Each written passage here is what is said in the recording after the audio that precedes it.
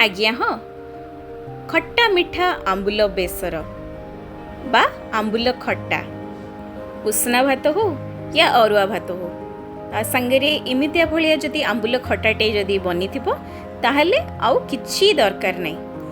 एइथिरे ही भात केतेबेले सरी जिवो जणा भी पड़िबनी। आपण माने बहुत प्रकार प्रणाली रे आंबुल बेसर बा आंबुल खट्टा को बनै थिबे। मु आज बनौथिली ए रेसिपीटा तो भाबिली कि आपण मानक संगे शेयर करिवि बोली। चलंतु और डेरी न करिकी प्रोसेस टी स्टार्ट करबा। नमस्कार, मु शाइनी आपण मानकु पुणी थरे मोर यूट्यूब चैनल रे स्वागत। आशा करूछि आपण माने भलरे थिबे।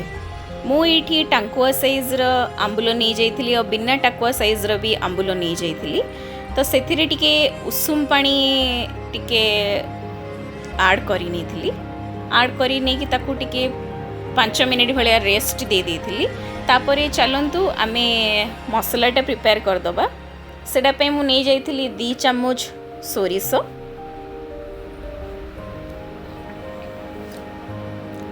कला सोरिष नहीं जाइथिली। कला सोरिष रे टिकेटा बनेले रे स्वादटा बहुत बढ़िया आसे। तापरे नहीं जाइथिली हमर 2 चम्मच भलिया जीरा, कंचा जीरा। आपण माने देखि परथुबे कंचा जीरा को नहीं जाइथिली। हेडा को भी से मिक्सी ग्राइंडर रे ऐड करी नहीं थिली। तापरे एथिरे नहीं जाइथिली हमर 2टी कंचा लंका। टिके खट्टा मिठा करूचे तो टिके राग रहिले जिनसटा भल लागिवो। तापरे टिके पानी सेथिरे ऐड करी नहीं थिली जेहेतु ग्राइंडिंग टा हमर बहुत भल भाबरे हे जिवो।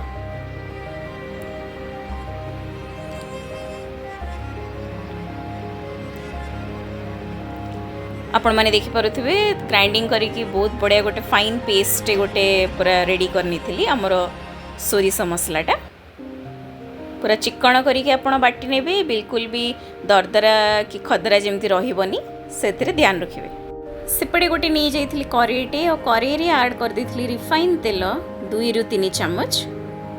तापरे हमें बाटी की रखिथिबा से सोरिष मसला पेस्ट को ऐड करनबा। से जार रे एतिके देखिबे सोरिष मसला भी टिके लागि थिबो तो सेडा को भी टिके पानी ऐड करिकी भल से ताको टिके मिसई देकी झांकी नहीं कि पानीटा को भी एथिरे ऐड करनेबे। ऐड करी नहीं सला परे ताको हल्का हल्का करिकी टिके चले नहीं थिली। आपण माने देखि परथुबे हल्का टिके चलेला परे 2 रु 3 मिनिट परे देखे तो हमर फुटीबा स्टार्ट ही सरीतिला। सोरिष मसला पड़िछि तो मसला को एते हमें फुटेबा नहीं। 2 रु 3 मिनिट परे ताकू टिके भल से टिके घांटी नेली। हल्का टिके बहलिया ही आसिला। तापरे सेतिरे ऐड करि देथिली बतरे की रखिथिबा सेई आंबुलोटी को। तापरे ताकू भल भाबरे मिक्स करि नेथिली। आपण माने देखि परथुबे एमिति आगो पछ करिके बढ़िया से मिक्स करि नेबे। एटी देखुछंदी बढ़िया भाबरे हमर फुटी आसीतिला। सेतिरे टिके हल्का टिके हळदी गुंड ऐड करि नेथिली। हळदी गुंडटा बेसी परिमाण रे नेबे नाही, कम ही नेबे। तापरे हल्का टिके लूण एथिरे ऐड करि नेथिली जेहेतु हमर आंबुल रे भी बहुत सारा लूण थाए तो सेति पई आपण लूण रो क्वांटिटीटा एठी टिके कम रखिबे। तापरे सब गुडा को आगो पछ करिकी भल से मिसई नेथिली। आपण देखि परथुबे एमती आगो पछ करिकी बढ़िया से ताको गोळे दियंतु जेमती सब जगह हमर आंबुल संगे भल से मिक्स हो जिवो। लंतु एपटे फुटुवा भितरे आमे सेपटे गोटे दही रो पेस्ट रेडी करनबा। सेडा पई मु नै जइथिली गोटे छोट ताटिया रे मेजरमेंट रे दही। मन रखिथिबे दहीटा जेमिति पूरा खट्टा नथिबो। आमे आंबुल बेसरटा करूचे, आंबुल एमिति रे भी खट्टा और लूण अंश थाए तो सेति पई दहीटा भी ध्यान रखिबे जेमिति खट्टा नथिबो। तापरे सेटा को हल्का हल्का करके बढ़िया से टिके फेंटी नबा। फेंटी की तार जेमति पूरा बढ़िया क्रीम वाला गोटे टेक्सचर आसी जिवो सेमितिया भलिया ताको पूरा बढ़िया से पूरा घांटी की मिक्स करी नैथिली।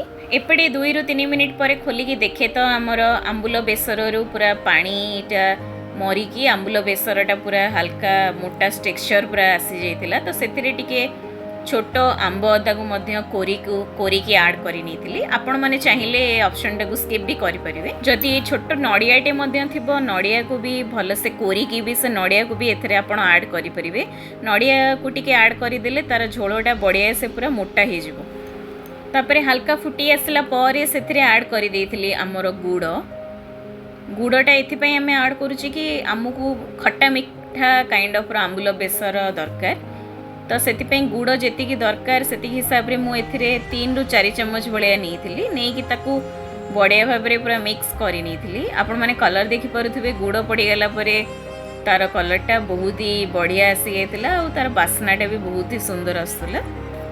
आपण पकईकी एमती मिक्स करेंगे तापर टिके हल्का ठंडा हाँवाई छाड़ीदे। ठंडा हो सारा पर आम जो फेंटिकी रखी थे दहीटी को से दहीटी को एथे आड करदे। मन रखि आंबुल बेसर खटाटा जोड़ा बनइले आम से ठंडा है पर ही ये दहीटी को आड करेंगे नहले सेटा छिंडिकी छेना हो तो सेटा को आड कर नहीं सारा पर ताकू बढ़िया से पूरा मिक्स करे।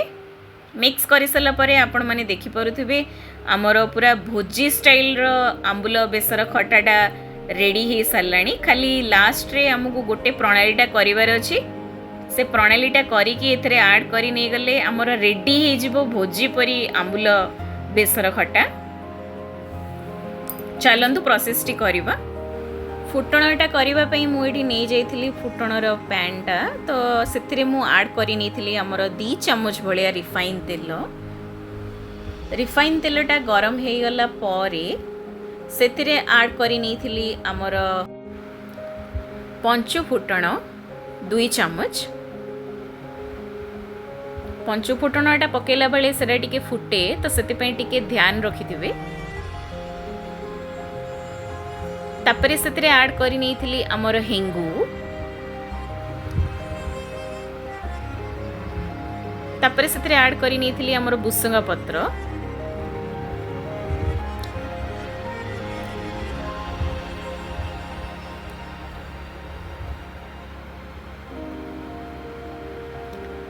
तापरे आमर आड कर 3टा सुखिला लंका तापरे ताकू भल भाव टिके मिक्स कर आग पछ करिकी। मु एटा बिना पियाज रसुण रे बनाऊली तो मुझे ये रसुण को स्किप कर देछि। आपण माने चाहिए रसुणर भी छुंकटा करें। गरमा गरम छुंकटा को आणिकी आम एमती आमर आंबुल बेसर खटारे एमती आड करदबा। आड करी नहीं कि ताकू बढ़िया से गोले नबा फटाफट ताकू गोले नेबे नहले तार जो फुटणर बासनाटा अच्छी से नहले पड़े जीवो। एपटे आपण माने देखि पारुथबे बढ़िया से पूरा बहलिया हेकी आमर आंबुल बेसर खटाटा रेडी हो सारथिला। एहीपरि भाबरे चटपटा आंबुल बेसर या आंबुल बेसर खटाटा बनातु।